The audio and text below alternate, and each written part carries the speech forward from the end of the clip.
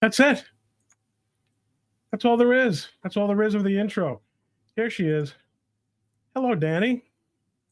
Hello. Give me just one moment, please. My apologies. No, I'm going to give me a moment because look what I've done. Look what I've done. Trying to end this. I'm trying to end my other stream. We'll have a bunch of joiners with us here in a moment. Yeah. There we go. There's okay, fine. So then you end your other stream. We'll let people catch up with us. I got to add a little bit of light on my own subject. I'm ending it early. There we go. Okay, I'm back. Did you answer everything, or are we going to talk about this? I know your stream was about the JFK thing, right? I did. I followed the JFK thing. So what have you determined? What's the answer? The answer to which? To what? To his death? To who ordered his death? Your question. Yes. You and I were talking about on X. Oh. Was why isn't this stop the presses? Why is it kind of an Alex Jones thing? To which I suggested to you, well, I think there might be an authenticity problem. If there was an authenticity problem, I don't think that's it, because we had the same thing with the Hunter Biden laptop story. Hunter Biden laptop gets turned over to the FBI. They hand it back. They say, we're not interested in this. You can keep it. Do you remember this? And I remember it pretty well, yeah. Yeah, and then it ended up going over to Rudy. Wasn't it sent then? Didn't Rudy Giuliani get it from the owner of the store where the laptop was being held? Yeah. And then he went to publish it, and then suddenly the FBI was interested. Okay. So I'm just saying there's a bunch of times where if a story or if evidence doesn't behoove the FBI or the federal government, which if this is true, why would it? Why would they want to investigate it? Why would they want to look at it? If they can send it instead to Alex Jones to have it be discredited by virtue of having Alex Jones publish it, doesn't that behoove the government much more? Okay, but you don't have any proof that happened. Nope. But with the laptop situation, we had a person who claimed that the laptop had been left in his shop and he was alive.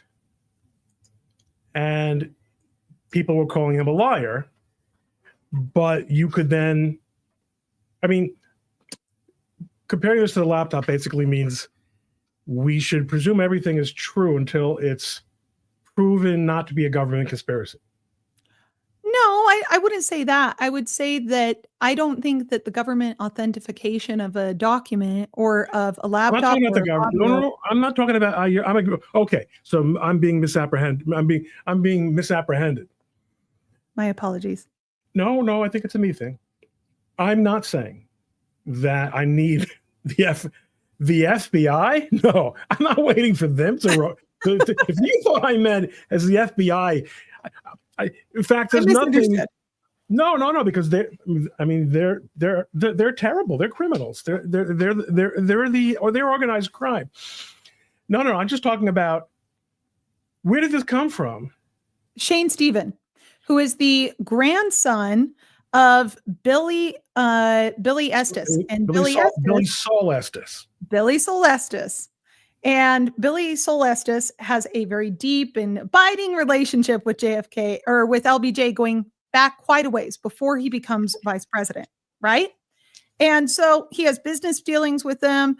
Allegedly, Mac Wallace was involved in getting rid of Mr. Marshall, who was investigating his cotton deals at the time. So we reviewed all of that.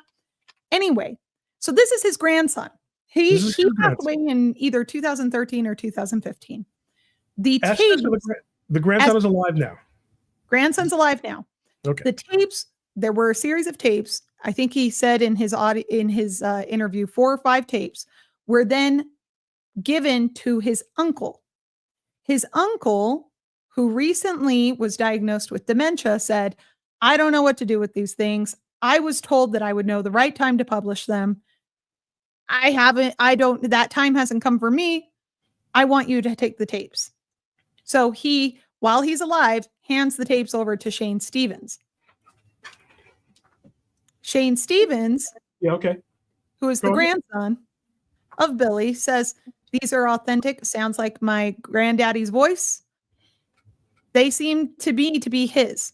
He's the one who brought them to InfoWars and and his claim is that he already presented them to multiple leaders in the government. I forget his whole list, but that allegedly he had also presented this to Donald Trump because he had handed it to one of Trump's advisors. The advisor didn't pass over the information, or he doesn't trust that the advisor passed over the information 8 years ago to Donald Trump. So he went and handed it to Donald Trump himself, to Trump Jr. Now, Trump has indicated that he's interested in releasing and declassifying the rest of the JFK records.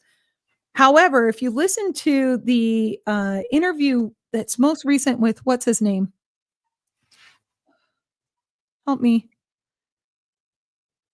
He's an Indian American, really brilliant. Ash Patel.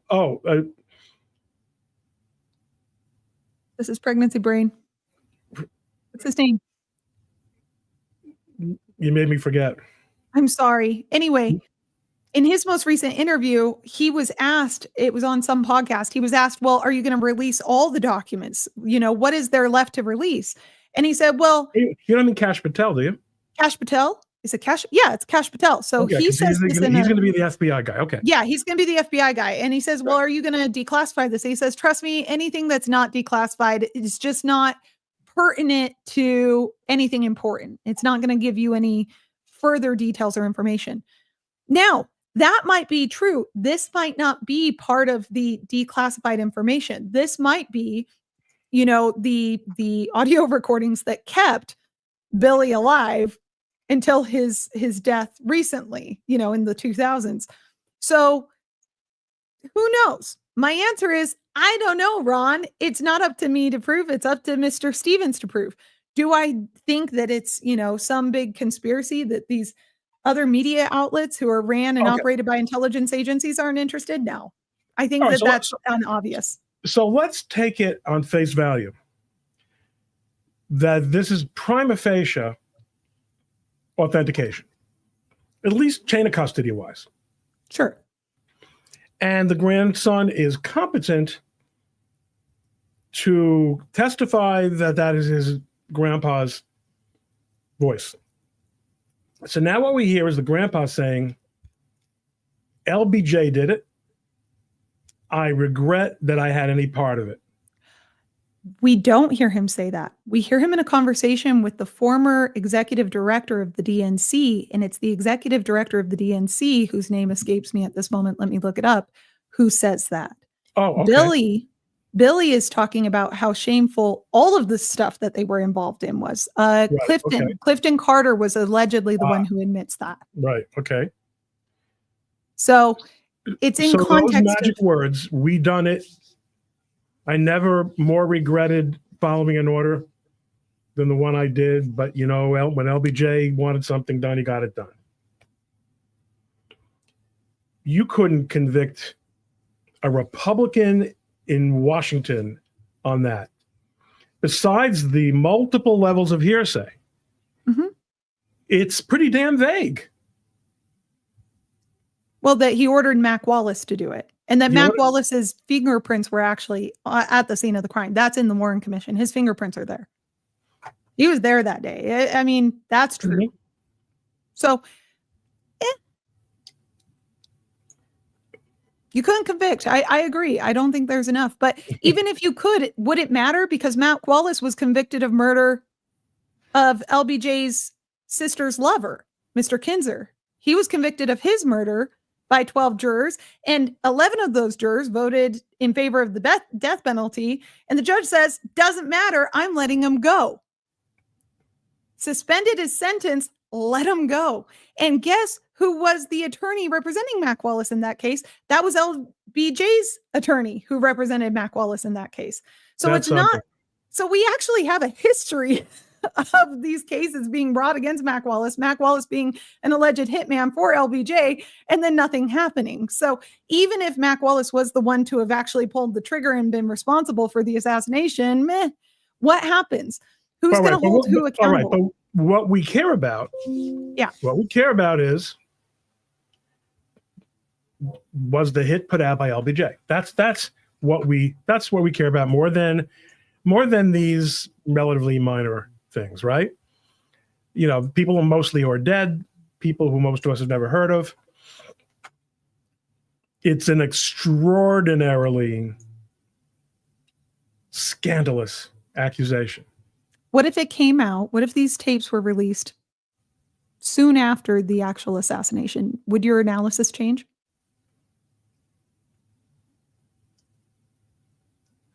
No. Okay. No. It couldn't change. I mean, what would be the reason that it would change? That one might say it should change because of suspicion. Well, I guess it would change because you actually had the people who were in the recording to authenticate it or not. Okay. That's where it would change. So I guess that's not a fair question. Well, and you could question him and said, what did you mean? You know. Okay. But Ron, let's say we can't prove it from a legal stance, that this is exactly what happened. Do you still feel it has no political implications and that it means nothing? Do you feel that way? Not do you still feel that? Do you feel that way? Do you feel that this is a nothing burger? It's not a nothing burger. Well, it's not a nothing burger. I think with respect to the JFK assassination, it's a nothing burger. I think with respect to corroboration of the kind of atmosphere around the corrupt LBJ,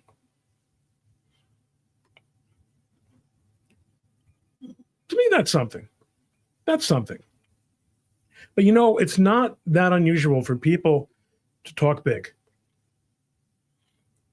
You know, oh yeah. I mean, remember also who was it who said that we took out JFK from the mob? Someone from the mob said, you know, we took privately or publicly? Privately, but it came out. Okay. Anyway, I don't know. I'm of the opinion, by the way, that even if true, Mac Wallace, if you're going to shoot the king, you better not miss, right? I don't think that there was just one shooter involved in the first place. I've never bought that story. I've been down to Daily Plaza multiple times. I've been through the book repository. I'm interested in this case. It's the most interesting to me criminal case in American history. And so I am fascinated. There are certainly plenty of hard to answer questions. I wrote a report on this when I was in high school. And, it was the state of the art. I mean, I was reading microfilms, and it was, it was pretty interesting. I ended up working with someone who had actually been involved with the Warren Commission, a guy named Murray Lowlicht, who was, I don't know if he was actually on the Warren Commission or if he was working for the Warren Commission, but he was a brother-in-law of, well, he was married to he is married. He's still, I believe he's still alive. Very nice man. Married to if you want to get really conspiratorial,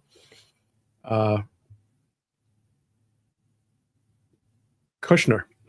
Why is that conspiratorial? Why can't it just be the truth? It is what it is. No, it is what it is. But I'm saying if you want to loop in presidential politics, sure. His wife is a Kushner, who is Jared Kushner's aunt. And here we are. So, but Murray Lowlicht is not the kind of guy who would have been involved knowingly in any kind of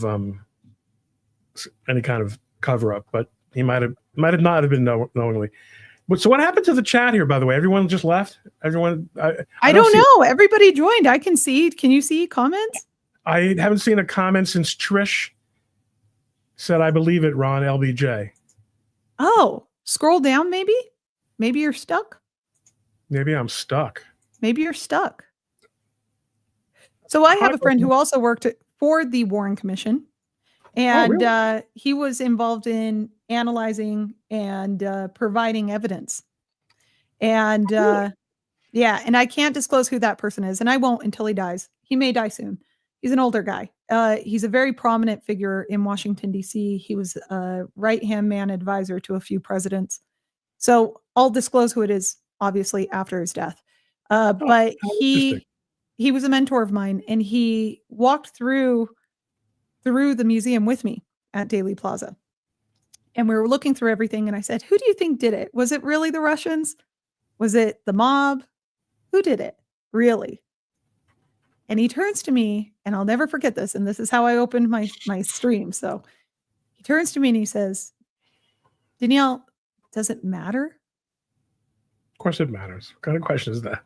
I said, well, yeah, that was my response. And he says, it doesn't matter. We caught the guy who did it. We avoided a nuclear war. We avoided serious violence in the streets and potential outcomes that could have happened. So does it really matter? I don't understand. And that was my question. It was a weird response. Well, no, I mean, look, let's take this extreme. To me, it was always plausible to say that it was Oswald and that he was working for the commies because he was a commie. He had been to Cuba. He'd been to Russia. Makes sense. Yep. I never had a gigantic problem with that. But the idea of Lyndon Johnson murdering John F. Kennedy so that he could get to be president of the United States definitely strikes me as pretty far out. But that would matter a lot. I think there's way too many incentives to just blow that off and say it didn't happen. No, I'm not merely blowing it off. I'm actually saying that I don't know. I mean, oh, you said it would matter a lot. I apologize. Would. That would be a very large deal. Yeah, and that's what I've been wrestling with for the last 9 hours since it came out. So I've been tossing and turning on this, and the implications of it. If true is what I said on my channel, right? Big if true. If true, though, very, very, very big in terms of literally all of American history post JFK's death. The problem to me, it lines up. To me, it makes sense. It may make sense, but you're talking about the sealing off of a conspiracy where you're implicating major law enforcement, major investigatory. No, not necessarily, Ron. You only need to have a good conspiracy like this. You can silo all of the other information. You only need 5 or 6 people to keep this silent. And according to that audio, the reason that these two individuals, Mr. Solestis, and the reason that what is his name? Gosh dang it. Now I don't have it again. The reason that the former executive of the DNC kept it quiet is because they knew how many murders were attached and they were afraid for their lives. Oh, and did I mention that the jurors allegedly called the family members after, in the case with Mac Wallace and Mr. Kinzer and his murder? The jurors in that case allegedly called and apologized to Mr. Kinzer's family, saying, we had to agree with the judge publicly and privately because if we didn't, our families were being threatened. So we have this long history of families being threatened. The two individuals on the phone call both say that the reason they didn't say anything is because they were being threatened. It makes sense why they would recall this phone call. Long way from killing the president of the United States. Sure. But who would all need to be involved? Well, first of all, everyone on the Warren Commission. No. They could be investigating the truth. You only need the people at the top directing them where to look. They would have to have overlooked any evidence pointing in this direction. They overlooked one piece. How much others did they overlook? Okay. I'm just saying. It would have to be, okay. Actually, so there's a very good post about this that came up after the Trump assassination attempt by our friend Cynical Publius, talking about just how unrealistic most people's assessments are of how easy it is to pull off a high-level conspiracy. This would be a high-level conspiracy. The highest. And I don't think it's realistic to say only 5 or 6 people would have to know. I don't think that's realistic. But then again, I do everything myself, but I never kill anyone. Oh. I mean, nothing you can prove. Ron. No. I mean, I'm really just a gentle old man. So there was a very interesting comment right at the beginning, before we even came on, in fact. And who was it who said it? Well, we have to talk about Pam Bondi, definitely. We will talk about Pam Bondi. And someone said, a lot of stuff has happened since the last stream. Now, we did do a stream in December. So I'm curious what it was that was a reference to. Here was Amica fan or Amica fan. We have. I could show it, couldn't I? You can click on it. Yeah, and it should just show. No, I'm looking in the YouTube, not in the Oh, in the StreamYard. Here it is. We've been through a bit since the last stream. Indeed. I'd like to know. First, I want to know how to pronounce Amica or Amica. Amica. Oh, this is one of your peeps, so you know who it is. No, I actually don't know how to pronounce it. I'm guessing though. I have an educated guess though, because I think it's a reference. Is it a reference to Amica cream? Put it down in the chat. Let me know. Anyway, Keep going. It has only been a couple of weeks. So what is it? What is it that we're referring to? I thought it was a relatively slow couple of weeks, except for Los Angeles burning down. I did. I was like, what are you talking about, Ron? That's what I spent my whole last week focused. I was so glued to my phone. I could not look away. Every single press conference was gold. Pure cringe. I love the cringe. And I absolutely love it. You mean the press conference with all the DEI people who are in charge of making it not, of all of them. This, Dani, goes back to, you've seen me say this a million times. You saw it on my timeline. The fallacy of abundance. I'm going to have to write the book. Write it. It doesn't matter who we put in charge of the fire department. It's going to go by itself. It's easy. We've done it for 100 years. We can just do it for another 100 years. So let's just make symbolic appointments. Doesn't matter who we put in front in terms. It doesn't matter who we put in charge of the water supply or how much we pay her. $750,000. She's an engineer. Oh, she's not an engineer? Well, still, she is an African-American. Okay, that doesn't matter because it's only water. Anyone can run the water. That's on monopoly, right? Waterworks. I mean, anyone could do that. Doesn't matter who's in the fire department, does it? Because if I got to carry your husband out of that fire, he got himself in the wrong place. Oh my gosh. The victim blaming. Ron, the victim blaming. I'll let you finish your thought, but it doesn't matter if we clean up the forests pursuant to the understanding of professionals and people who understand how to avoid brush fires. Brush fires, which have been a feature of this region since the white man started building houses there. Okay? Before the white man, there were controlled burns by the natives. And on top of that, the Santa Ana winds didn't just magically appear. That's not a product of climate change. The Santa Ana winds have always been there. The best line out of all of this was the opening line during the press conference where the mayor says we had unprecedented windstorms.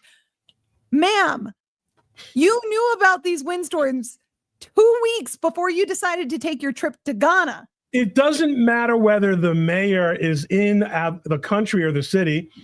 It runs by itself. Obviously. The main thing is that she go and show support for her ancestral home's inauguration, or her ancestral continent. I don't know where people come from. all this, nothing matters. We put symbolic people in front in what we believe are symbolic positions of responsibility. None of them are competent. None of them are committed. None of them are accountable. And you burn down some of the most beautiful, irreplaceable, and valuable residences and other structures and forests in the United States, because nothing freaking matters. Nothing matters. It's all just money growing on trees. It just runs by itself. And my God, and Gavin Newsom gets out there. Oh, that doesn't, and listen, we have serious problems in Los Angeles, but that doesn't stop us from allocating $25 million to Trump-proofing the People's Republic of California. And calling a special session, Ron. Right. They called a special session for that. They refused to call a special session for the most expensive, arguably one of the most damaging in terms of infrastructure.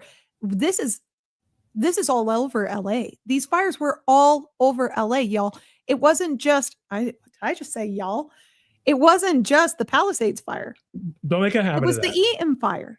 It was the Hearst fire. It was the Sunset fire. It was the Keith fire. It was the Lydia fire. Am I missing any? I feel like I'm missing some. That is, and they were all one after another. Now, where it is interesting is the cause of the fires remain in dispute. Just because the Palisades fire, I do think it is possible that the Palisades fire, no, I don't, because the Palisades fire we knew was lit by the morning, and so was the Eaton fire, and so was the Hearst fire. You're going to tell me that those two followed the Palisades fire? That doesn't make sense to me. I have so many questions, Ron. Yeah, there are definitely, so there are definitely questions. There's no, I think one thing of that is not a question is that there were fires that were set on purpose. Mm-hmm. I think everyone knows that. Mm-hmm. Okay. That's, listen, you have I'm just adding to the layers of yeah, no, I'm saying you have an anarchic non-law enforcing regime full of people who are by law should not even be there. But frankly, we've got enough really, really terrible people, homegrown, that we don't need illegal immigrants to, and illegal immigrants, they like to set people on fire. They come to New York and set people on fire.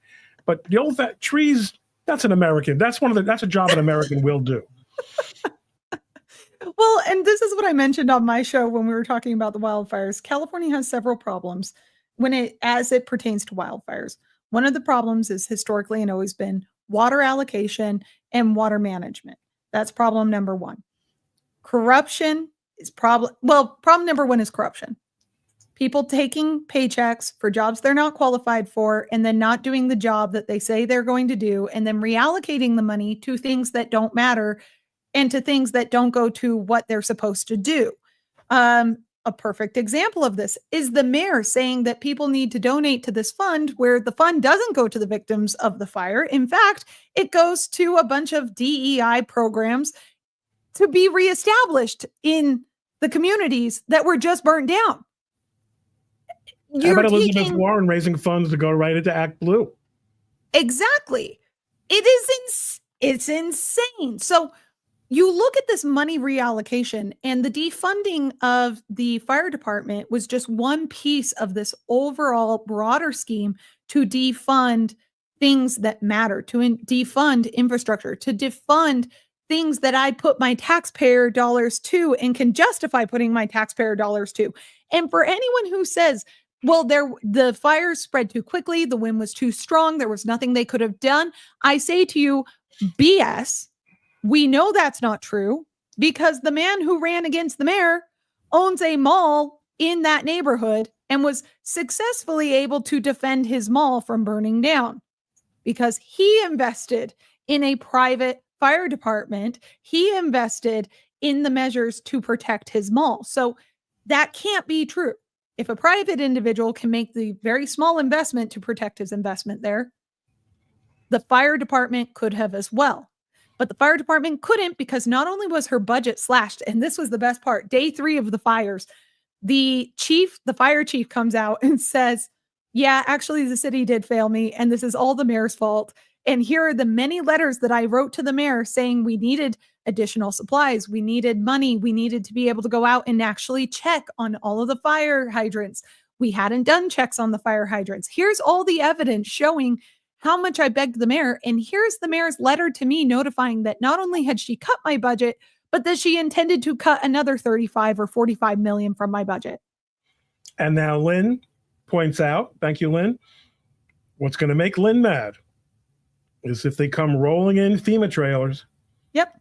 And North Carolina, Kentucky, Tennessee folks are being forced to sleep in tents with still little to no help. It's not right. No, it's not right. And same with Hawaii, by the way. And the Hawaiian people, many of my friends who were shoved out of their properties destroyed by the Lahaina fire, still cannot access their properties. It is still shut down to the public. So nothing you want works. me? Sorry, all go the ahead. All the things that they assume will work by themselves turns out.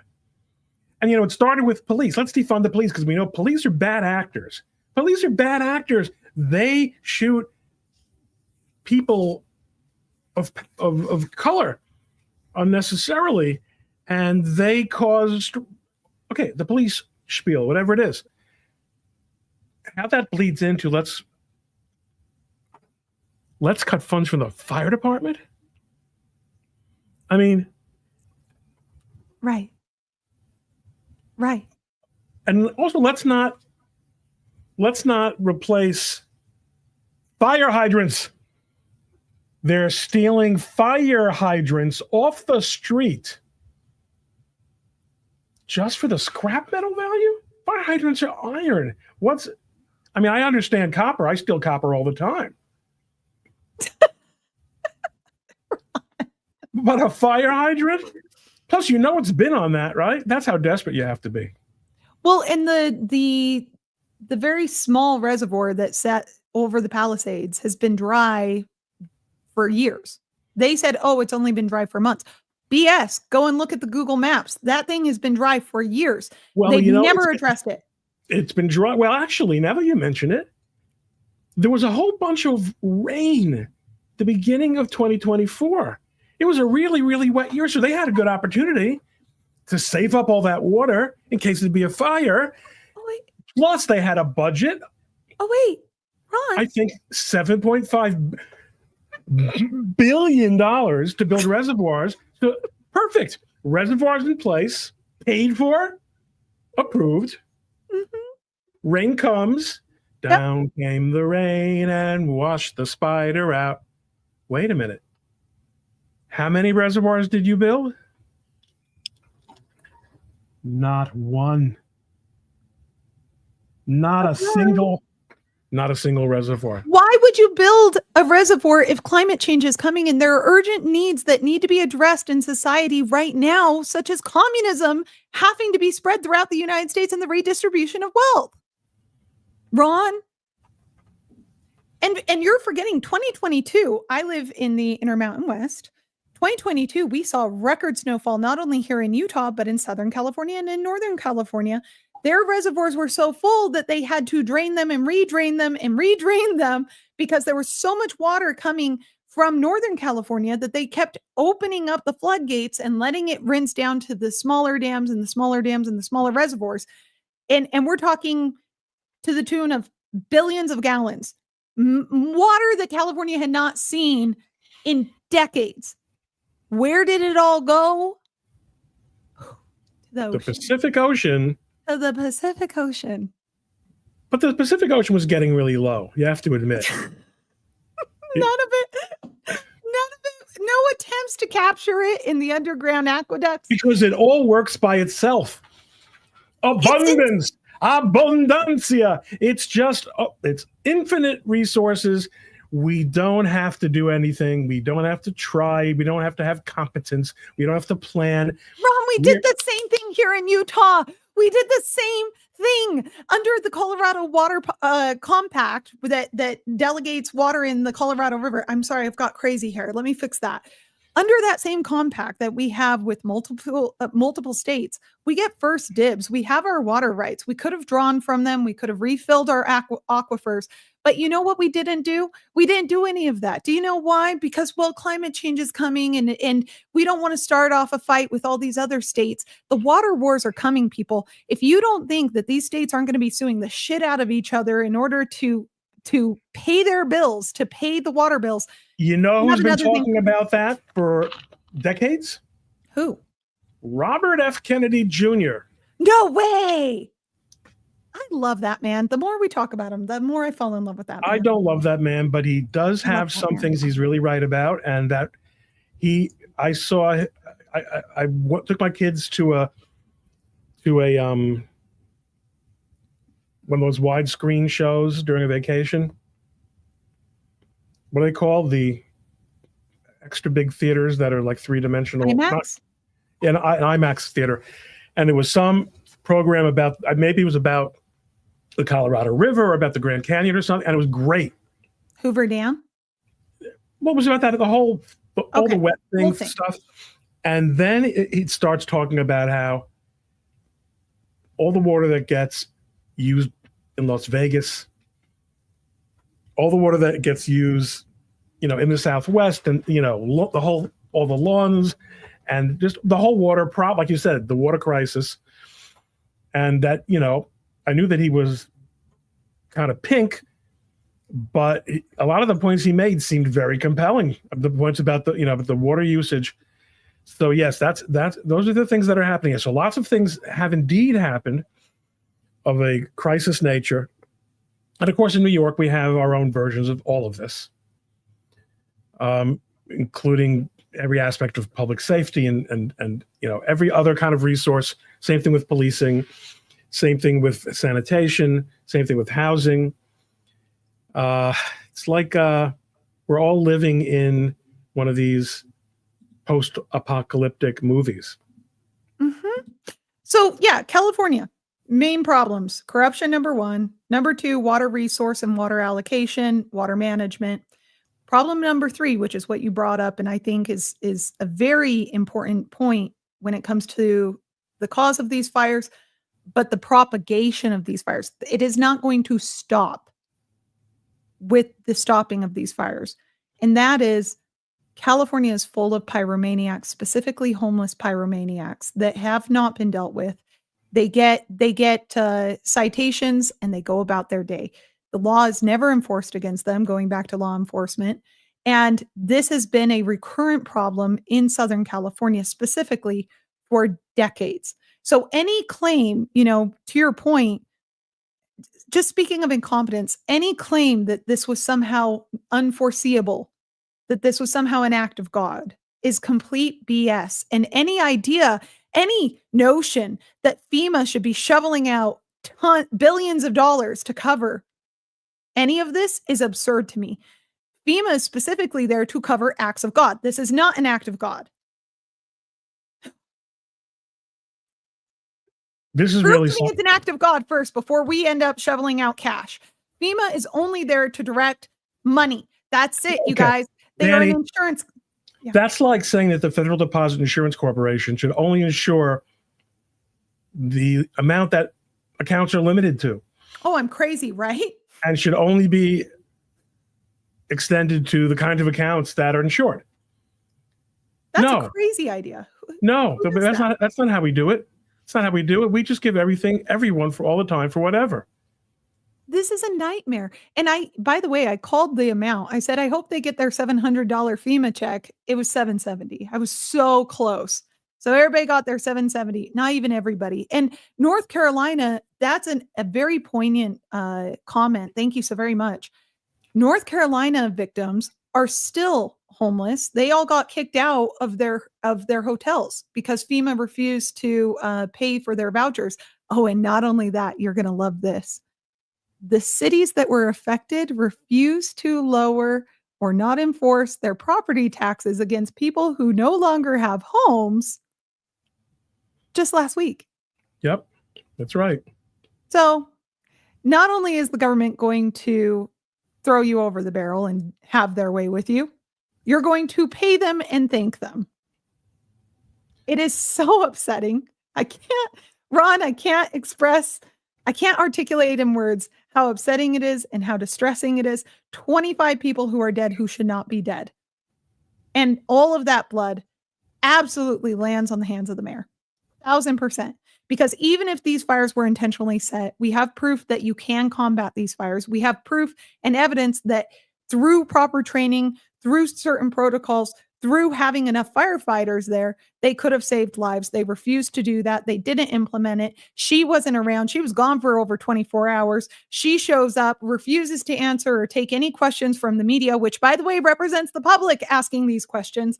Instead, accuses the Republicans of pouncing on this issue and trying to divide the people of California. No, if there's anything I've ever seen, and this is a miracle from God. Speaking of acts of God, you know what is an act of God?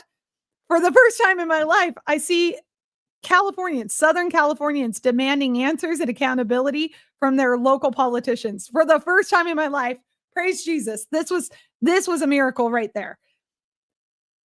And she still is denying it. You know, Ron, if this happened in South Korea, she wouldn't just be impeached, she'd be arrested by now. Her, the fire department chief, every one of them would be impeached and arrested because they stole the taxpayers' money, used it to ingratiate themselves, and refused to do their jobs. They are liable to the people. They should be held accountable by the people. Well, Dani, you fail to recognize that we live in a no accountability regime. How dare I? No accountability. There will be no accountability. These people, I mean, one of the interesting debates that people have on the political side is, will this change the way the political decisions that people in California and in these cities make? And Dani's shaking her head. No. They're all coming together now, but give it a couple of months, give it the exhaustion. This is where I say, you know, the Romans kind of had something right. You're either a citizen or you're a slave. And citizens who are active in participating in the political process are usually wealthy enough to afford their investment in that. The rest of us are exhausted and tired. We'll do what we're told. These people are in survival mode. They're looking for places to live. And I guarantee you all the unaffected liberals out there will criticize them and say, how dare you be your racist, sexist self? How could you say that against the mayor or so-and-so? Just give it 3 weeks. This will all blow over. The mayor knows this. That's why she's biding her time. She's not going to resign right now. If she just waits, everyone will go meh. Meaning that there's no fallacy of abundance. There is abundance for them. Oh, yeah. As long as they're paid by the public and are not at risk. And look at the people they will elect, re-elect, and even advance. Adam Schiff, senator for the state of California. Adam freaking Schiff. They have, you know, if they didn't have such low standards in California, they'd have no standards at all. And that might be a good opportunity for us to shift to some of the other news of today. Of course. Because, boy, did the Republican nominees come out swinging in these Senate hearings. I mean, what was your favorite moment from today? I confess, I haven't been watching them. Well, I haven't been watching them. I've been watching the snippets that people are putting up. Show me some snippets. Okay, so let's start out with, let's see here. Oh, okay, so here's the worst person in the world. Adam Schiff. Shifty Schiff. This Shifty shift. Okay, let's watch Shifty. Thank you, Mr. Chairman. Ms. Bondi, as you know, the Supreme Court in Trump versus United States held the president has absolute immunity to commit crimes in certain core areas of the president's responsibility. One of those core areas is the Justice Department. So in a breathtakingly dangerous and irresponsible decision, Justice Roberts and the majority held Wait, pause. to commit crimes. This is his question. This is his question. He starts out with a stump speech, the very picture of mediocrity, trashing the majority of the Supreme Court for not knowing the Constitution as well as he does. A dangerous. What was it he said? Dangerous. And hold on. Yeah, you got to replay it. Justice Roberts and the majority held the president could commit crimes. Could commit crimes. They said he could commit crimes. Justice Roberts and the majority held the president could Dangerous and commit irresponsible crimes decision. Yeah. using the Department of Justice and be immune from prosecution. Justice Sotomayor correctly said this new immunity lies about like a loaded weapon. So the fear and the concern we have is that the incoming president will use that loaded weapon, that immunity, to commit crimes through the Department of Justice. And for that reason, it is all the more important that we have an attorney general who has the... Shut up. Oh, I think it's fun. And if you have to rely on Justice Sotomayor, Jack Smith should go to jail. You know you're in trouble. Will you investigate Jack Smith? Senator, I haven't seen the file. I haven't seen the investigation. I haven't looked at anything. It would be irresponsible of me to make a commitment regarding anything without you're a long practicing attorney without looking at a file. So you would need a factual predicate to open an investigation of Jack Smith. Is that right? Not a summary by you sitting here. Yes, sir. And not a summary by the president either, right? Absolutely. So a summary by the president or his desire to investigate Jack Smith would not be enough for you to open an investigation of Jack Smith. Is that right? I will look at the facts and evidence in any case. And sitting here today, Senator, 72% of Americans I only have 7 lost faith in the Department of Justice. Sitting here today, are you aware of any factual predicate to investigate Jack Smith? Sitting here today, yes or no? Senator, I will look at the facts and the circumstances. You can't answer that question.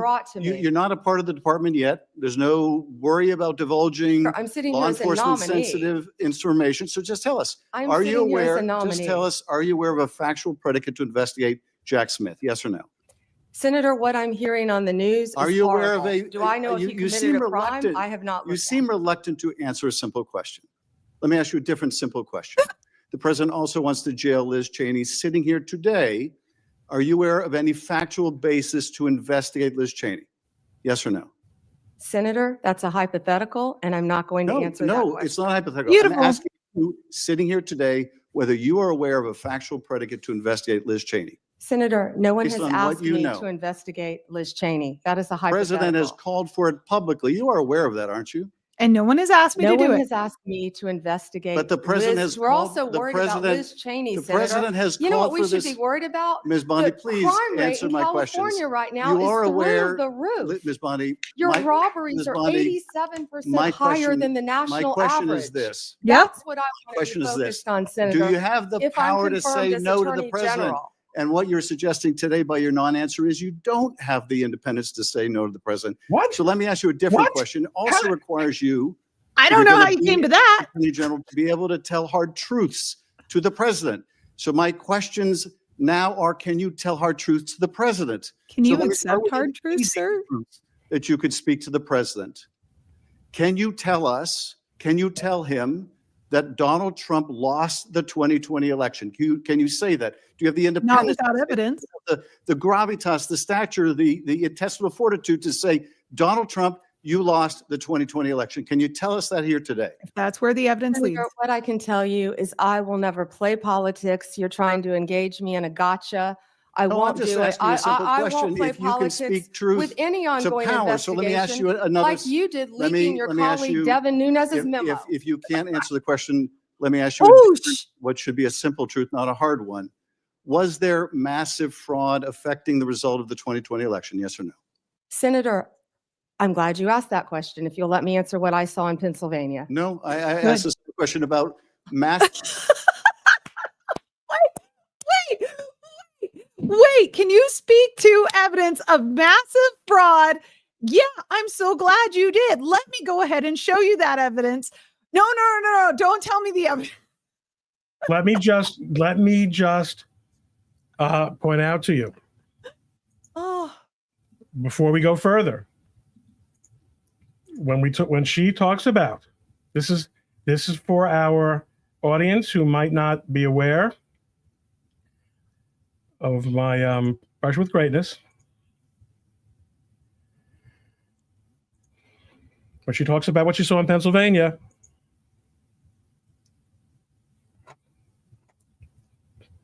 look who she saw it with. Me, Ron Coleman, ladies and gentlemen. oh, she Okay. is so pretty. I can't believe she's 59. Okay, keep going. Sorry. No, that's it. Now let's back. We saw it together. We saw it. They're crooks. But please, let us return. Massive I fraud. can only tell you what I saw in No, I know you want to Pennsylvania. answer a different question, but my question is, can you tell us whether there was massive fraud affecting the results of the 2020 election? Yes or no? Was I there or can was there tell not? you what I saw when I went as That's an not my, advocate that's to not the my question. campaign. So you can't answer that question. You can't speak that even easy truth to us, let alone to the president. So let me ask you a different question. It will also be important that you give good advice to the president. Are you prepared to advise the president not to pardon people who beat police officers? Senator, as I said, the pardons are at the direction of the president. Can you press pause, Ron? I will look. Holy, I cannot believe the nerve and audacity of him to ask that question. Joe Biden pardoned historical numbers and commuted sentences to the tune of historical numbers, more than any other president, including his own son, who he promised repeatedly to the American people he wouldn't do. And on top of that, Ron, he pardoned the judge who had the pay for jail scheme going on with kids. This judge was accepting money for putting kids in jail. He put kids in jail who ended up, unfortunately, taking their own lives later. This judge was responsible for that. And Joe Biden pardoned them. And this man has the nerve and audacity to talk about presidential pardons. Spare me. Spare me. Disgusting. He should be ashamed of himself. He's one of the most repulsive people in American public life, and he was easily elected to the Senate for the state of California. On a case by case, Okay, good. and I abhor violence to police officers. Follow up with that. So will it be your advice to the president, Mr. President? I know you said you want to issue hundreds of pardons on day one. Will it be your advice to the president? No, Mr. President, I need to go over them on a case-by-case basis. Do not issue blanket pardons. Will that be your advice to the president? Senator, I have not looked at any of those files. If confirmed, I will look at the files And for will the you be able to pardons, as well will as you the be able to ongoing review investigation. hundreds of cases on day one? I will look at every file I am Of course asked you to won't. look So at. will you advise the Yeah, president? can I will answer you- the question? Well, my question I is, would have plenty of staff. You said, of course you want. you'll be able to review Listen, I'm hundreds not of going to cases on the first day? mislead this body nor you. All right, let me ask another question. You don't want to answer that. Let me You answer were another question. censured by It will Congress, also- Senator, for it will comments just also- like this that It are will so reckless. it will also They be are important reckless. for you to be able to preserve the records, the evidence of the department. Are you ready to commit that none of the evidence in the January 6th investigation will be destroyed under your watch?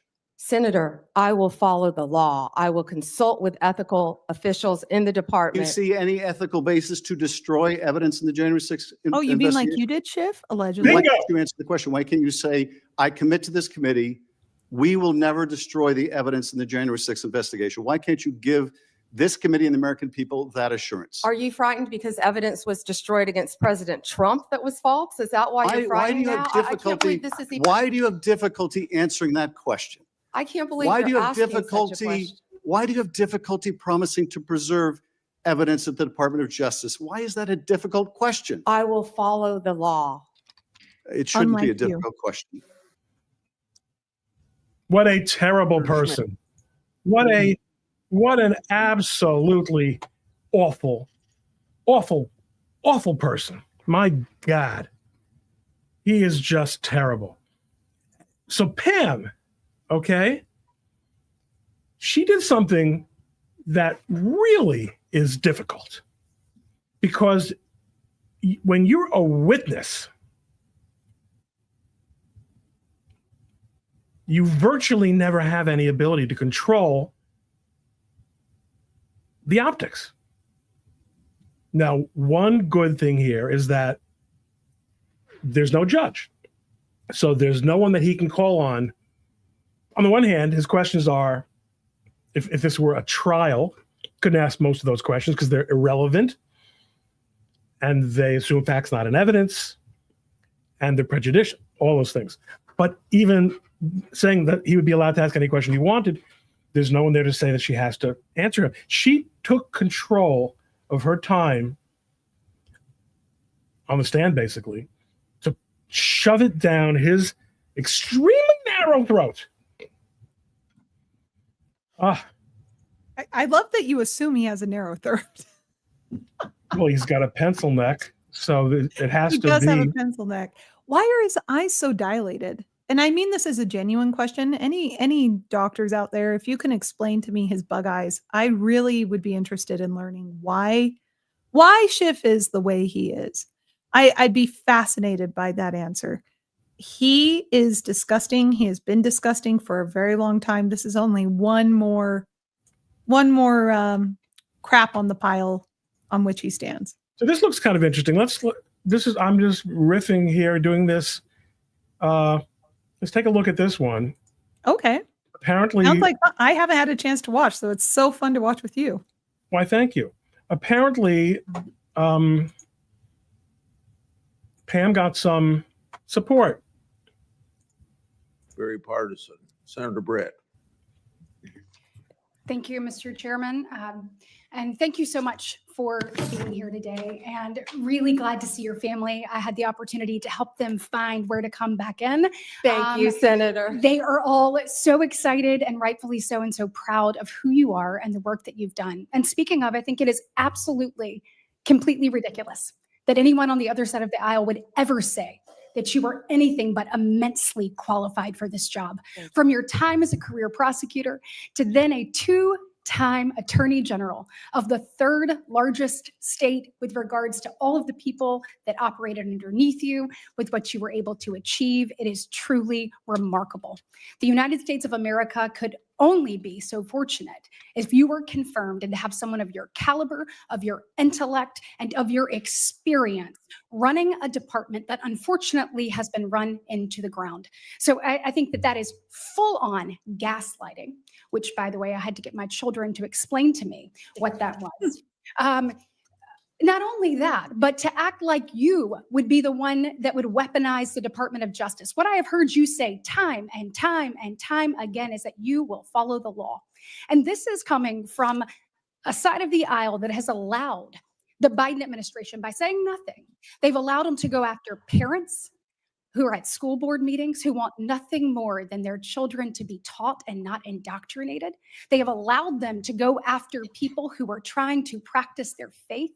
And they have sat idly by while the weaponization of the Department of Justice has undermined the credibility and credence that Americans believe that they should have in equal justice under the law. So I know that you will, as you have said here, you will follow the Good for her. Good for her. Pretty girls sticking up for each other. We this love is to a- see it. This is a different vibe. Different vibe. There was some very, very good stuff from Marco Rubio.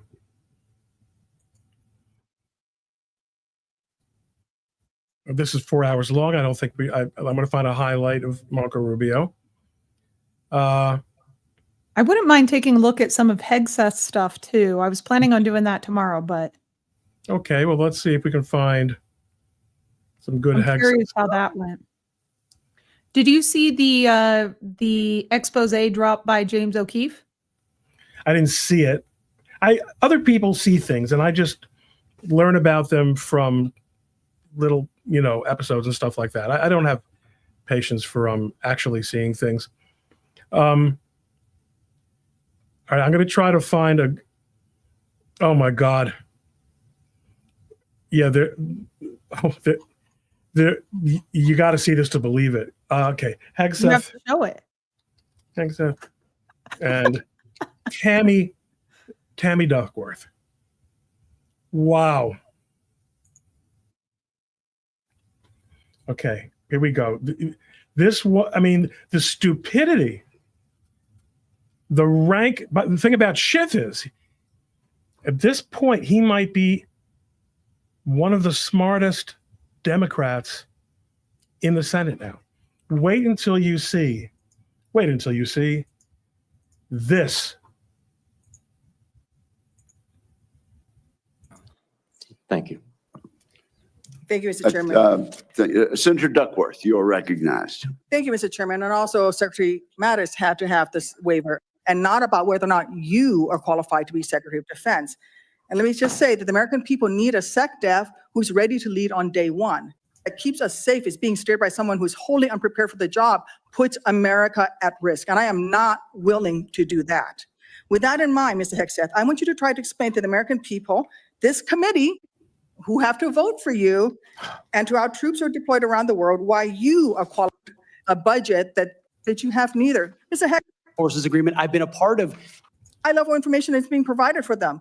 A Secretary of Defense has to have breadth and depth of knowledge. Right now, I am concerned that you have neither. Mr. Hegseth, what is the highest level of international negotiations that you have engaged in, that you have led in? Because the Secretary of Defense does lead international security negotiations. There are three main ones that the Secretary of Defense leads and signs. Can you name at least one of them? Her staff. Repeat the question, Senator. Sure. What is the highest level of international Which one do you want me to answer? agreement that you have led? And can you name some that the Secretary of Defense would lead? There's three main ones. Do you know? I have not been involved in international security arrangements because I have not been in government other than serving in the military. So my job has been to So no, the answer is no. Can you name one of the three main ones that the Secretary of Defense talking about defense signs? arrangements. I mean, NATO might be one that you're referring to. Status of Forces Agreement would be one of them. Status of Forces Agreement. I've been a part of teaching about Status of Forces Agreements. But you don't inside remember to Afghanistan. mention it? You're not qualified, Mr. Hegseth. You're not qualified. You talk about repairing our defense industrial. Ask for the three branches of government. Do it, Hegseth. Do it. And cross-servicing agreements, which essentially are security agreements. You can't even mention that. You've done none of those. You talked about the Indo-Pacific a little bit, and I'm glad that you mentioned it. Can you name the importance of at least one of the nations in the ASEAN, and what type of agreement we have with at least one of those nations? And how many nations are in ASEAN, by the way? I couldn't tell you the exact amount of nations in that, but I know we have allies in ASEAN South Korea, not a and military. Japan. ASEAN is not a military group. Dani and direct. You know what ASEAN is because you're practically Korean. Well, and I worked at the State Department briefly on the Korea desk. So he wasn't prepared for this. But it was a gotcha. It was a gotcha question. It's a gotcha because it's not something he would have to really deal with all that much. My buddies who saved my life. The same copy. His interns. They cannot be led by someone who's not competent to do the job. How can we ask these warriors to train and perform the absolute highest standards when you are asking us to lower the standards to make you the Secretary of Defense simply because you are buddies with our president-elect? And by the way, he has filed for bankruptcy 6 times. I'm not quite sure he's the kind of CEO you want to refer to as a successful businessman. What a retard. You can't seem to grasp that there is no U.S. military as we know it without the incredible women that we serve. Women who've earned their place in their units. You have not earned your place as Secretary of Defense. You say you care about keeping our armed forces strong and that you like that our armed forces is a meritocracy, then let's not lower the standards for you. You, sir, are a no-go at this station. Thank my. you, Senator Duckworth. I would like to submit for the record Good a for letter him for submitted not by laughing. Mr. Brian Marriott that says anyone who would claim that Pete mismanaged funds at Vets of Freedom is ignorant of the facts. Without objection, it will be admitted to the record. I mean, this is the crap. This is the crap that they're rolling out. She's a barnyard full of pony shows. Ponies to show. That's funny. But what was that? She's got a barnyard full of ponies to show? That's funny. I like that, Furby Slayer. I'm left speechless sometimes. Did you see the exchange between Well, let me do another follow, just like I did a follow-up. Now this has become a thing now to not get dressed for work when you're in the Senate and the House. I think it's terrible. Wait, what? Look, he's sitting there in fucking shirt sleeves on the committee. Can you unselect Furby Slayer so I can see? Oh. Did I? Oh, you're saying he's not wearing his suit coat. Yeah.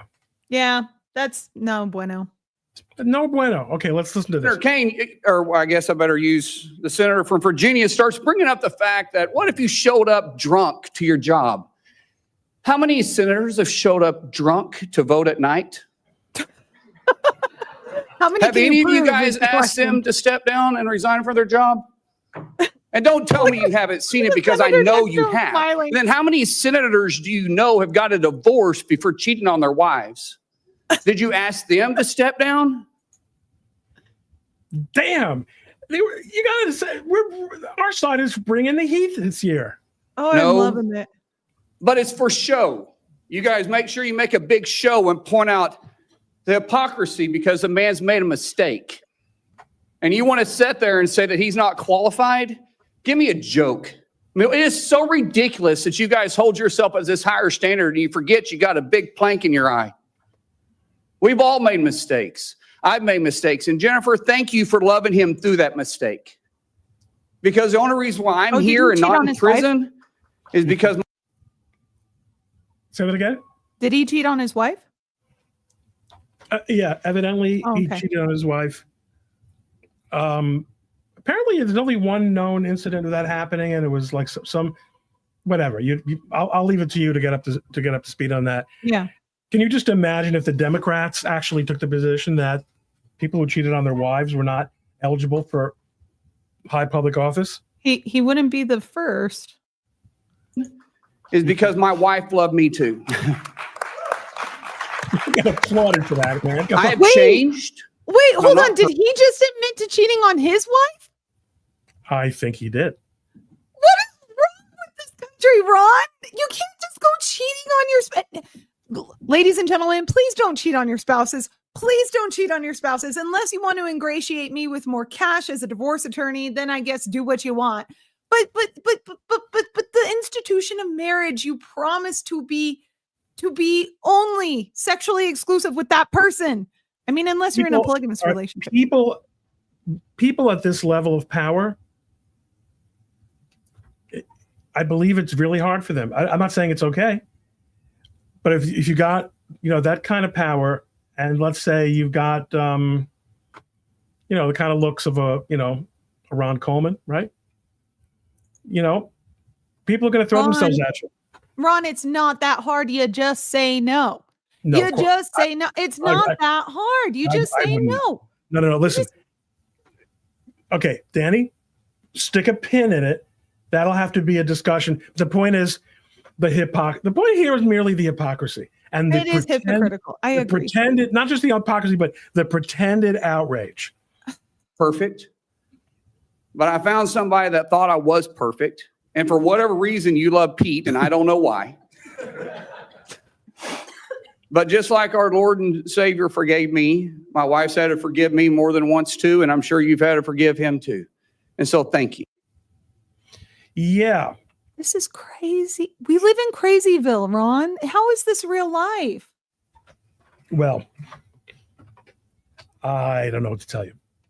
I'm a real square guy, so I really wouldn't be the one to answer those questions.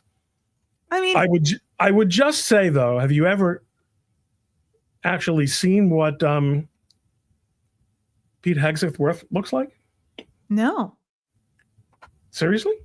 Mm-mm. But it's not uncommon for super attractive women to be cheated on. Heidi No, Klum, for example. Oh, actually, I always.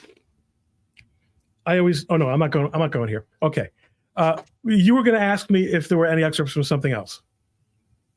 No, that was it. I just wanted to see that. There's one more. Oh, so I want to get a little Marco Rubio in there.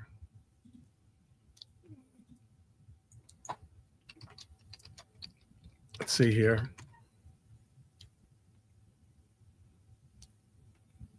Okay.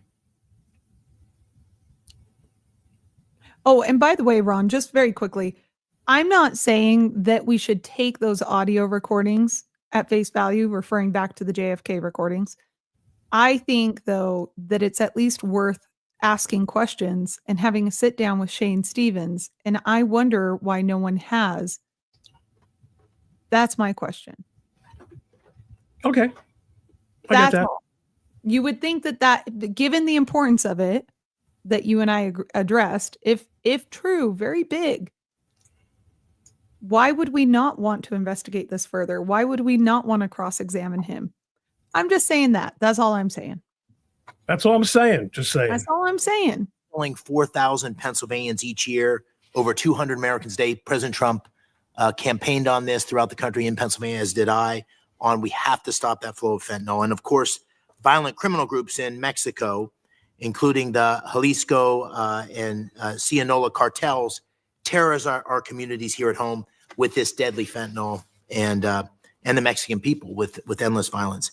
As secretary, will you initiate the process to designate these groups, these cartels, as foreign terrorist organizations? And if so, can you describe for the American people the national security tools that unlocks, that designation unlocks, to degrade the cartels? Well, first of all, the designation of a designated foreign terrorist organization brings with it a host of things. It makes it illegal to cooperate or work with them in any way, or to be supportive of their endeavors.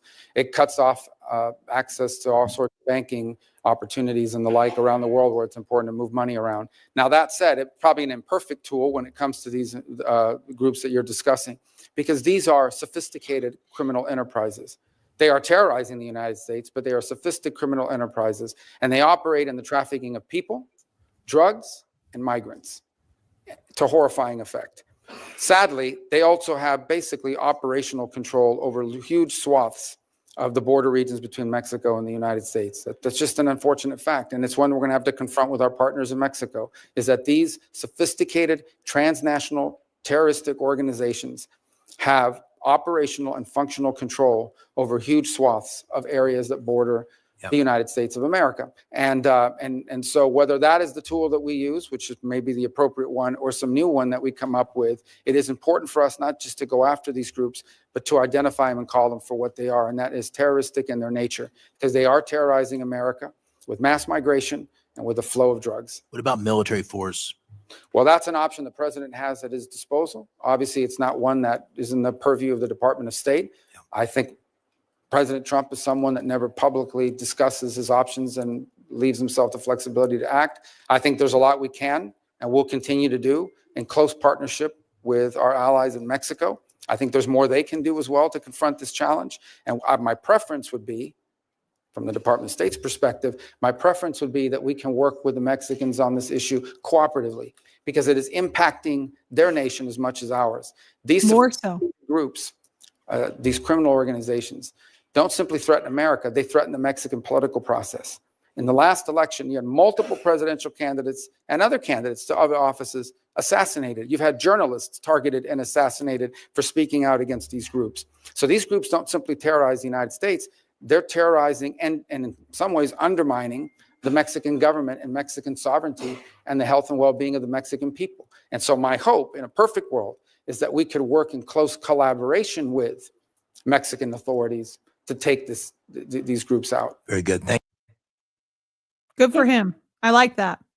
I like him as Secretary a of lot State. of a lot of our MAGA types are raging in the comments. Oh, he's a rhino. Worst pick by Trump. No. Let me tell you guys something. I'm gonna get up on the soapbox here, okay? Ooh. When someone is served in a high political position like the Senate for as long as Marco Rubio has, and I believe me, politically, not my favorite, but this is a guy who has consistently been a Republican vote, a conservative vote. He was not a never Trumper compared to many others who are now in the administration, including J.D. Vance. He was not a never Trumper.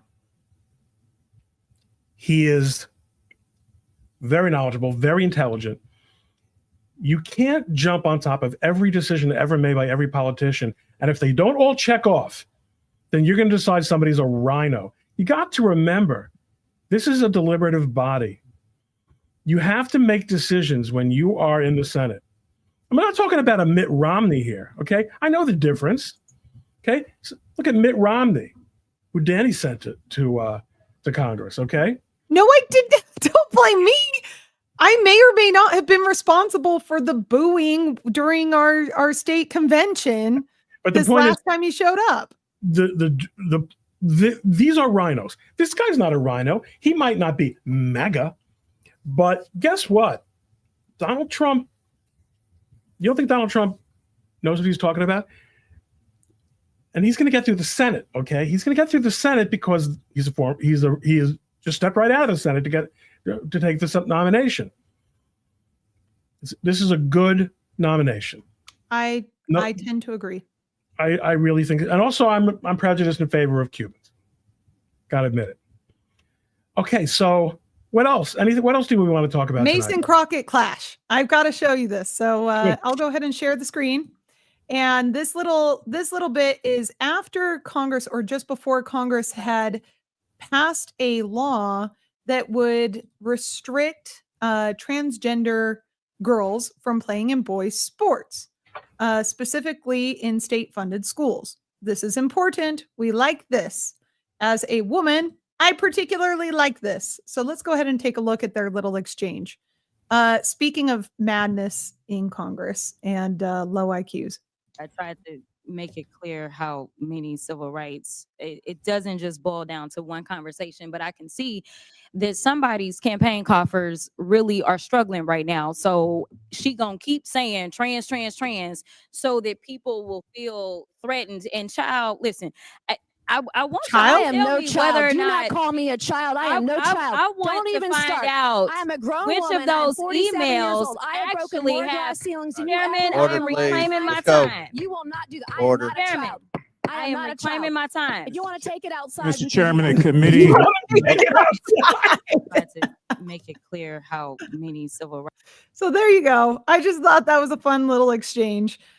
Keep in mind, I'm a big fan of Nancy Mace. She has been fighting to get this bill passed. She's the one who fought to keep transgender women out of the bathrooms in Congress. I am like I said, a very, very big fan of Nancy Mace. I really love seeing the work that she's doing, specifically in protecting women's spaces. Danny, maybe you can help me out with this. I don't understand who's paying them. Maybe you can answer this question. Someone thinks there's something you're not allowed to say, and I don't know what it is and who they are. So maybe you know what this.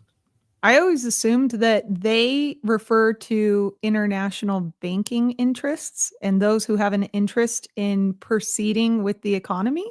So I don't think that's what. See, I wouldn't. This is one of your. This is not one from your stream, so I can't discipline them. But I can discipline them. Is this what is that? You know you're not allowed to criticize, right? Oh, the Jews. The Jews. Sorry, Ron.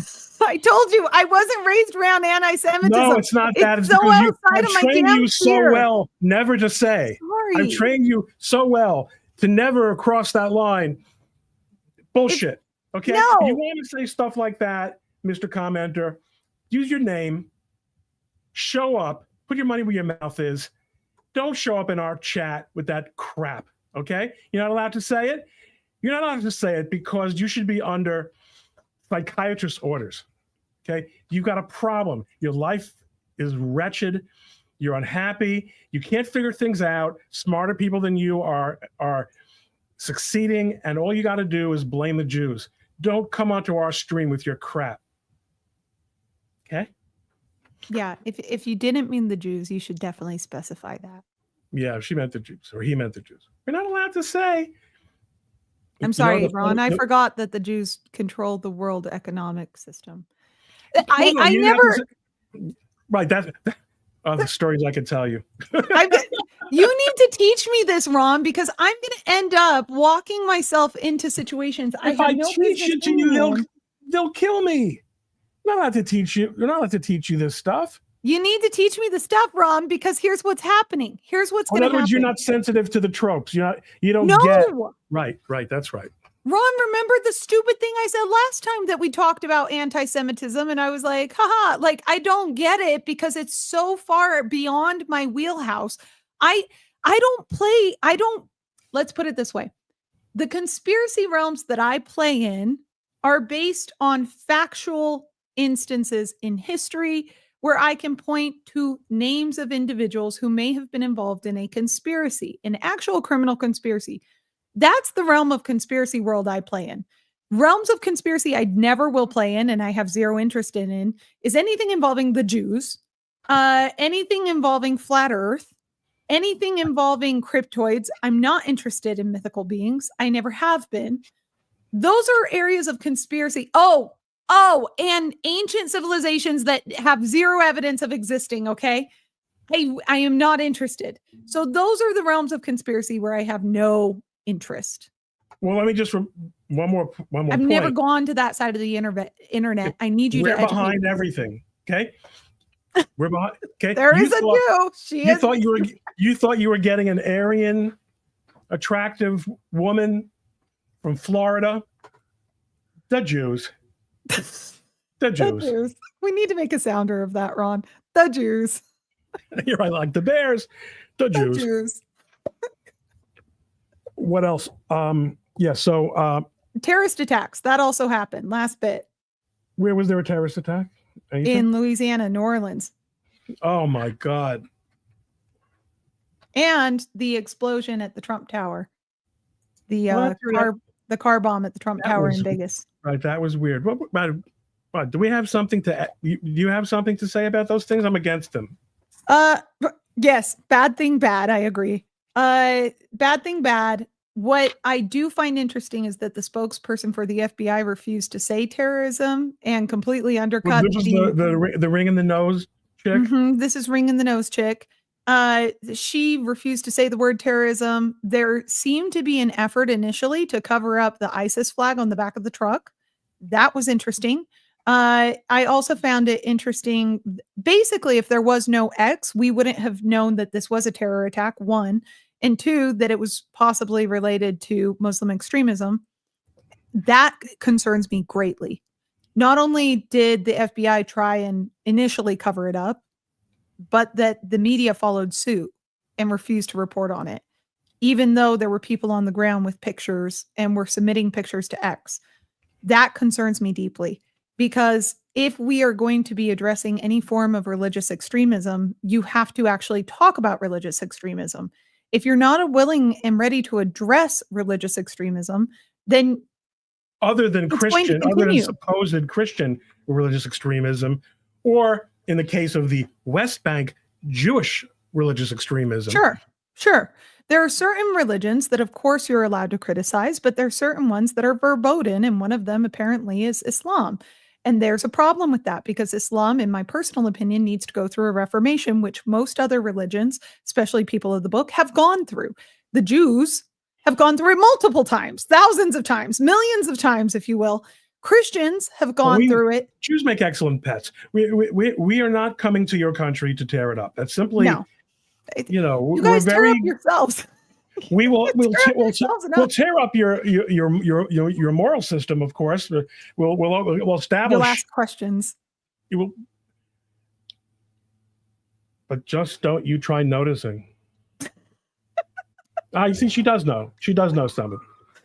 So I mean, this is what's upsetting to me is this explosion of covert Muslim extremism and the reticence of the American government to actually address it. That deeply concerns me.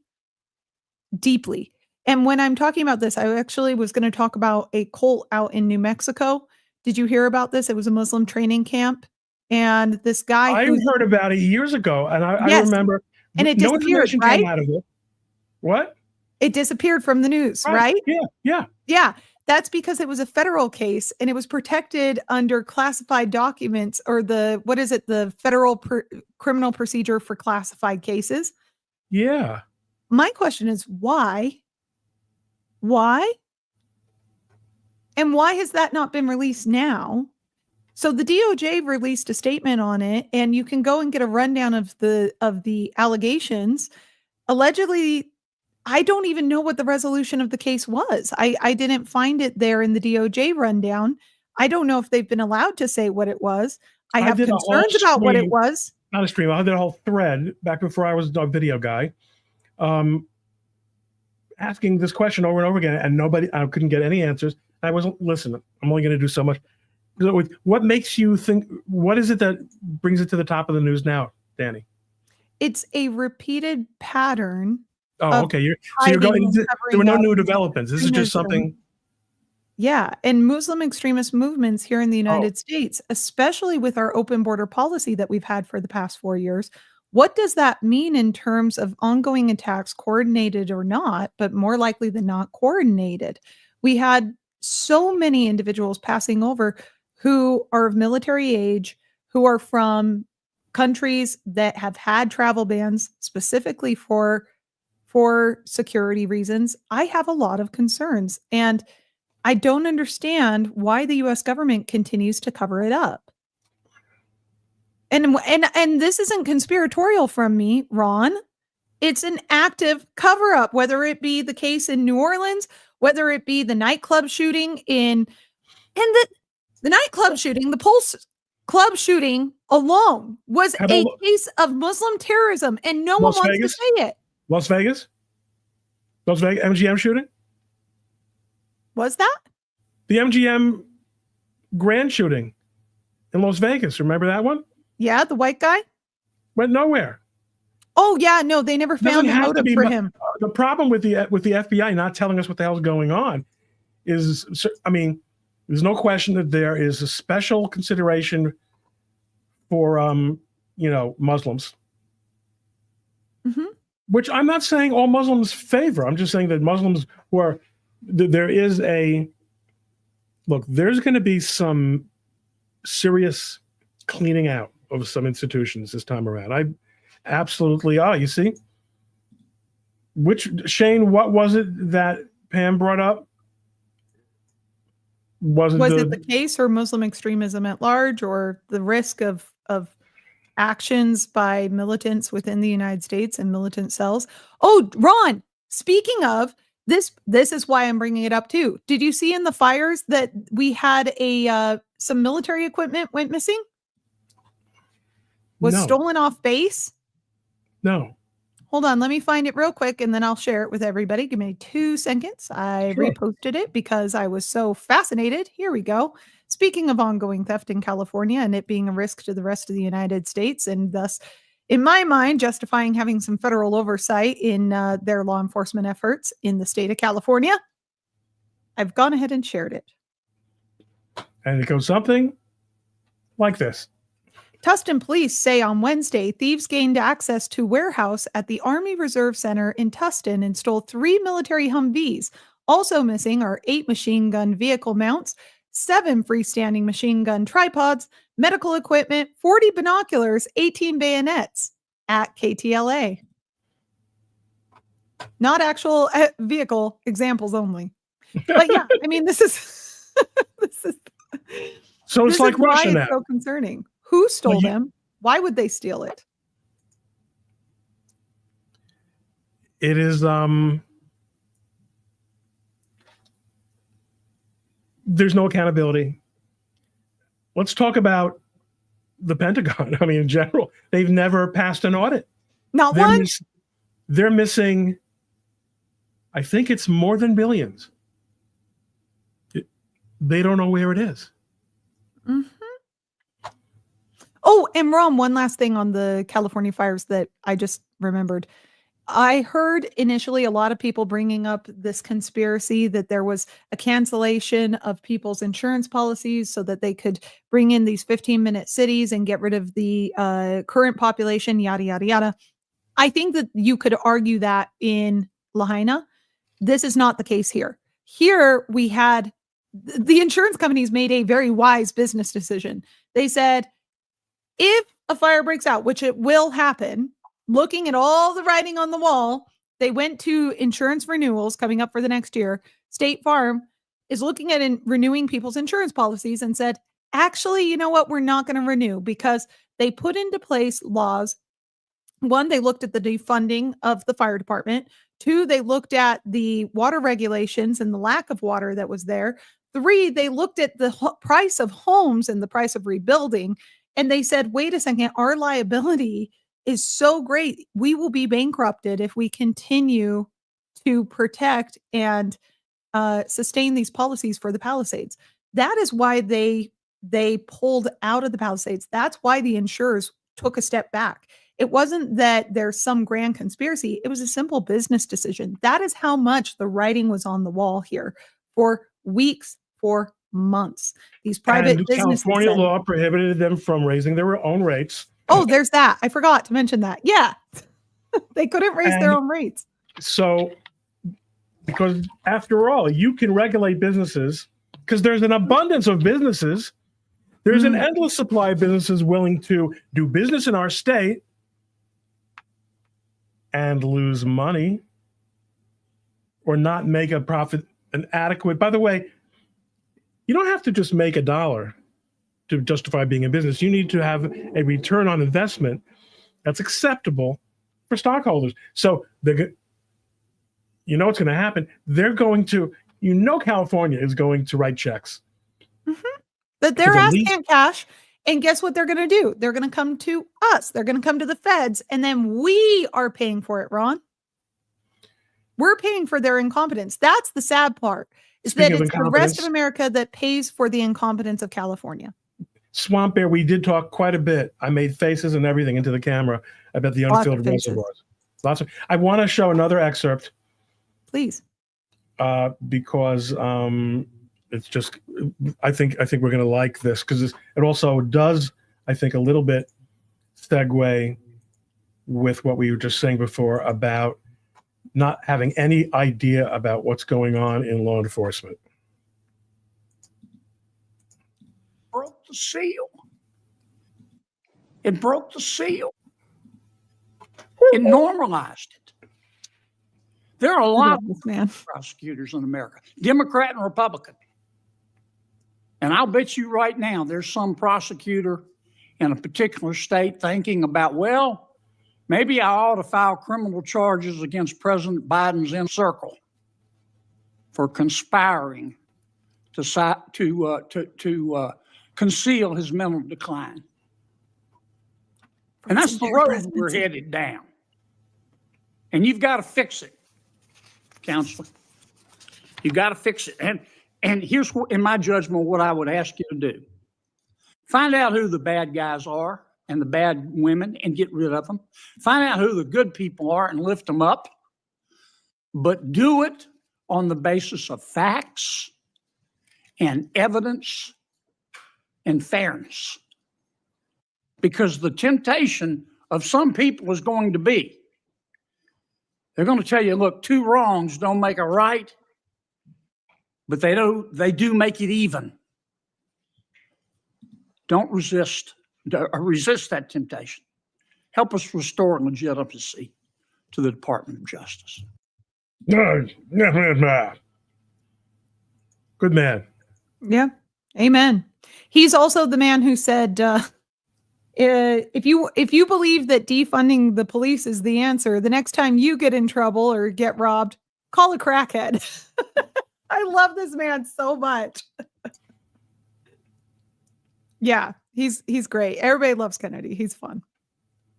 I got it. You really, if there's anyone who wasn't here at the beginning, I said this before. I'm going to say it again.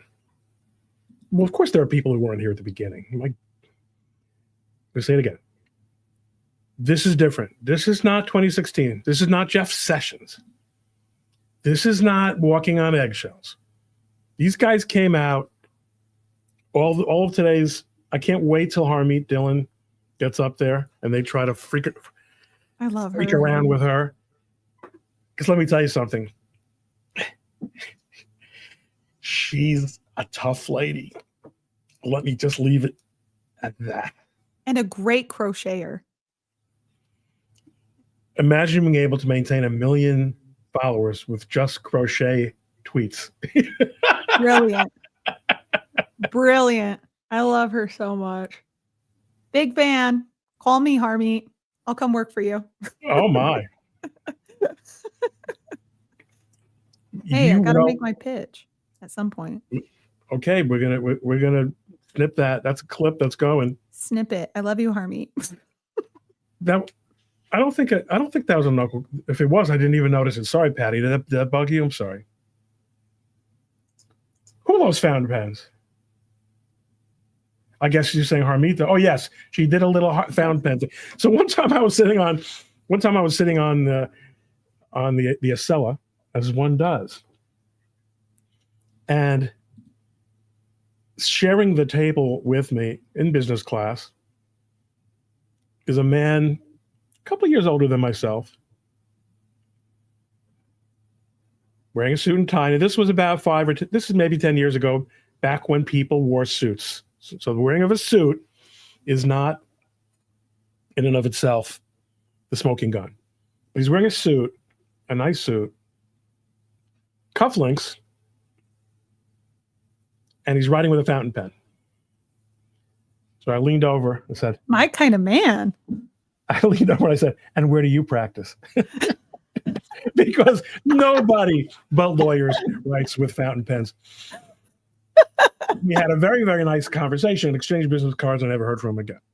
Oh, yeah. You know what? Because, he was nice. It was nice. It was nice talking to him. But people, they have their existing networks. It is hard to break in. But in any event, anything from the chat, we don't get super chats in this chat, so we can't say, oh, we got to get to the super chats. Probably because I'm too nice and put up free chats. No, I do it too. I think it's a courtesy. Yeah, no, I think so also, especially when we don't have super chats. So is Israel? He's not being facetious, is he?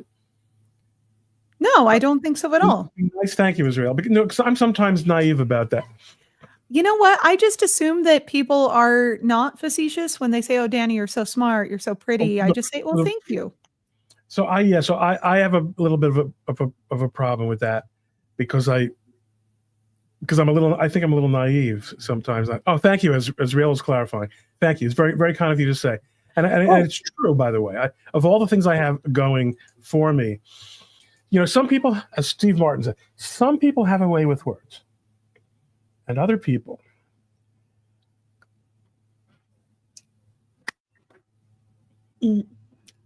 not have way, I guess. Well, you already said retarded once during the stream. You might as well say it again. That was the joke. Some people not have way. They have no word. 70s humor. It was funny. I'm one of those people today. I want to thank John for pitching in. I don't know. Maybe we'll let this sarcasm or not doesn't come through as intended in text chat. It is a challenge. Oh, Reddit has a solution for that. You just do /s period. That's like explaining a joke. But you have to if it's on. You It's a sometimes risk. have It's a to. no, sometimes it's a calculated risk. It's a calculated risk, but I think you got to take that risk because otherwise you really are in danger of joke time. But you're 100% right. There's no question. People have misconstrued me. Oh my God, I've had people drop the freaking hammer on me when I made some kind of facetious comment. They think, you fucking libs. You like, could you make the slightest effort at looking at my timeline before you know? I've always said sarcasm is for the highly intelligent. That's why it always goes over my head. Ron, you Coleman forgot. here. There is one thing that still needs to be explained because you are the resident Jew expert. Explain to me this hostage deal. This is the most recent event. I'm curious. Teach me. Because I know nothing and I saw it briefly and I'm very I don't know. I'm intrigued. What is going on? Here's my thing. I really believe that people are jumping to conclusions. One thing that I have seen quite consistently is that, Kimberly, thank you very much. That is very nice of you to say. And for saying it for $20, especially, thank you. Even if it's $20 for... Whoa. Okay, so this is a deal that the Israelis have been trying to make since the summer. This is not Donald Trump's deal. This is not Joe Biden's deal. Probably Donald Trump provided the push, probably on Hamas and not on the Israelis. But I want to, I don't have the Ben Shapiro original tweet here, but I am going to put up this one because, you know, I just want to point out, I'm never shy about asserting that I am, in fact, highly intelligent. But I got to tell you, Ben Shapiro, that's one smart-ass Jew. Good looking, too. You want to talk about... Interesting. It's hard not to have lustful thoughts of that man. I mean, I'm not going to lie. I've that seen him is now interesting. in person That's 3 times. The only thing that is working against him is his voice. The only thing. It's that. That's the thing. Oh. So, Ben Shapiro on the hostage deal. I'm going to read it to you. Yes, it's a hostage deal, not an end of war deal. In other words, it's not a treaty. It's not an armistice. Phase 1 allows for the release of 33 hostages. It's not clear how many are alive. Some reports suggest 23. Okay, number 1. You still seeing it properly? Yes. Okay, good. I am, and please don't tell him I said that if ever you met him, please. I'd be terribly embarrassed. So Ben and I have not had any contact since we were on a blog together almost 20 years ago. Excellent. It's kind of this weird thing, in fact. He doesn't acknowledge my existence. Huh. But I have no let's just leave it at I have no complaints. Oh. For reasons. Okay, number 2. Okay. Again, the ceasefire is almost certainly temporary. It's not permanent. Phase 2, in my opinion, is highly unlikely ever to materialize, given how many hostages Hamas retains, and given that Hamas will never disarm or agree to exile. 3, the deal does not force Israel to alter deployment along the Philadelphia corridor between Gaza and Egypt. I have seen people push back on this. What does all this mean? First, some hostages will come home alive. That's an unmitigated good. Unrealistic to think that you are really going to get them all out because these are cold-blooded murderers. Number 2, the war will continue until Hamas has no control over Gaza. Trump's nominees have said as much, so has the Israeli government. The Trump team squared this circle. The Biden team undoubtedly wanted a permanent end as a condition of the hostage release. Team Trump presumably told Hamas that wasn't going to happen. This is the best deal they were likely to get. I have no reason to think that Ben has any inside information. This is just him being a really smart, very wealthy, very articulate. According to some people, very good looking. He's brilliant. That's what I find so attractive. That's what it is. I love That's the brilliance. That's why the chicks dig me. And do you think I don't know it? Seriously. I'm just being honest. I like when a man can intellectually run circles around me all day, and I don't have to do much. Listen, in any event, so you know what? All things being equal, I'm gonna go with Ben Shapiro's take on this because I'm not. There are people who are so much more knowledgeable about this topic, than I am, and I don't think I can. I don't really think I can, do better than that. It is. What is amazing is that we're living in such consequential times. That there's every day there's something historical, it seems, happening, except, as I said, the first week of January. That's not true. That's when did the fire was last week, right? Mm-hmm. I mean, it's still technically going on, but yeah. Women do find intelligence very attractive. Yeah. It's true. They also like funny guys. Not clownish, but a guy with a good sense. If you want to be able to make her laugh. In any event, plenty of let's find some more chats to riff off. I'll take a man nerd who provides stimulating convo, but how about a man nerd who's also a robust masculine gentleman? Okay. I mean, it helps he's rich too. There's that, really Ron.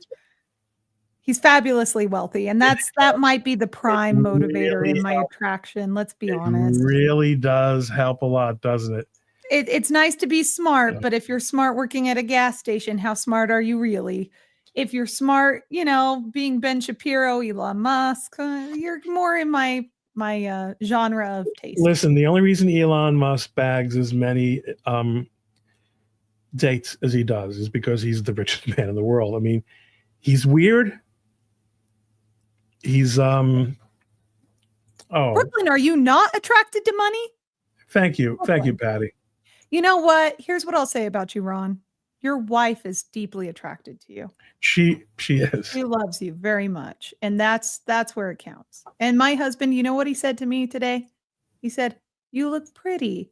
I like your makeup. What'd you do?" He noticed the difference of my makeup. And that's so sweet. And that's why I love Mr. On so much. So also, you have another thought? Oh, Elon Musk and I don't run in the same circles. So there's that too. Everyone knows that Jane Coleman, the very attractive Jane Coleman, I might point out. Is that your home? No, that is the library in Rhode Island that she spent so much of her childhood in. Oh. And I said, Jane, it's not really telling much of a story to a lot of people. She's much more quiet than I am. It's meaningful to her, and that's just fine. Maybe she's like me. She likes the intellect. She likes to just hang out, heavy lifting, and enjoy watching you go all day. And no, she hates watching me. She doesn't watch anything Really? I do. She hates watching anything I do. Oh, no. Because she's a perfectionist. Like, she knows that I'm riffing. Jane, look, there's a picture of the library there. So what if we would have gone to college together? She once said. We would have never met, Jane, because you were always in the library. Mm-hmm. And I was never in the library. Mm-hmm. And that's why she went to Stanford Law School. And I didn't. Yes, she's very pretty. She's very pretty. Very smart.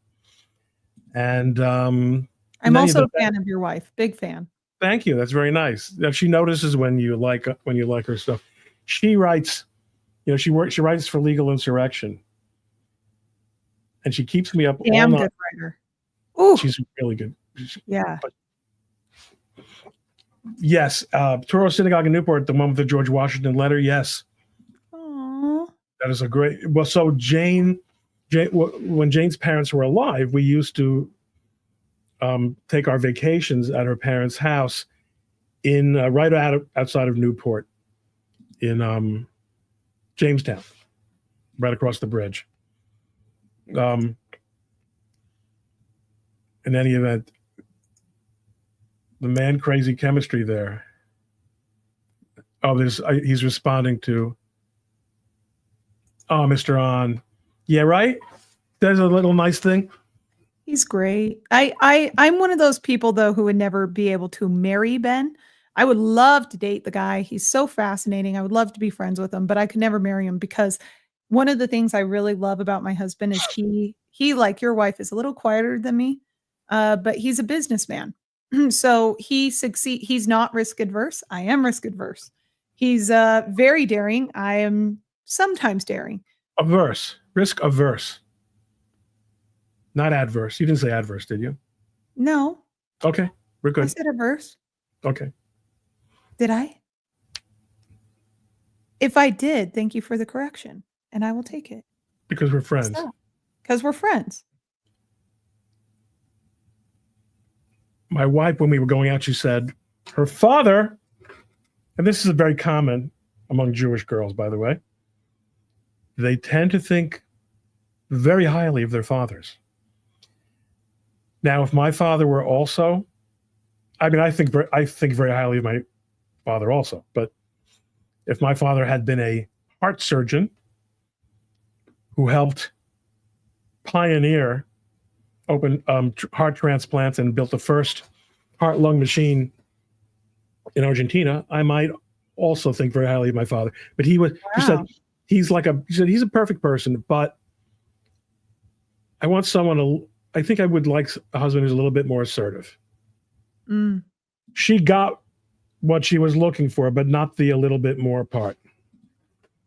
A lot of more part. But this is an important question. Oh, Mr. On's cooking right now, and that's why I was going to say, can we wrap up the show because I am so hungry, and he is making his signature spicy chicken dish because we are opening his restaurant in 5 months now. 5 months from now, we will have his. Really? Oh yeah, we're opening a Korean to-go service, quick food service. Do I have a logo on me? I don't have a sticker on me. But yeah, we're opening that up. I've already done everything for that business. We're still working on it. So if for all of my viewers, if you're wondering where is Dani, it is not just because I am pregnant. It is also because my number one client is my husband, and I am working for him and working on business deals for him. Good for you. That's fantastic. Yeah. Perfect segue to end the stream. I don't cook a thing. I'm not only not allowed to cook a thing, I'm not allowed to be anywhere near the kitchen when she's cooking things. And by the way, Stanford Law School never graduated a better cook than Mrs. Jane Goldberg, as her name was at the time, of course. My God, she's a good cook. Okay, this is in response to something that makes sense to someone. The mule deers in X Zone, California. Sorry, right? GB. What is GB? GB, the mule deers? In GB, X-Zone. okay, so it must have been an earlier comment from a GB. Sorry, DS, but we have highlighted it for you. Okay, well, because DS did pay for it, so, she's entitled to that. Anyway, guys, it's been, as usual, an extraordinary simulation of reality. Thank all of you for coming, for the 1,328 of you watching, of which 124 of you are on Dani's channel, 20 on my channel, because I'm not really a streamer, so people don't look for it. I get that. People go subscribe. And 1,100, just under 1,200 on X, but you can't super chat, and you can't really. Anyway, the girl's hungry, and she's eating for two. We'll see you again soon on the Transcontinental Law Stream. Woo-hoo!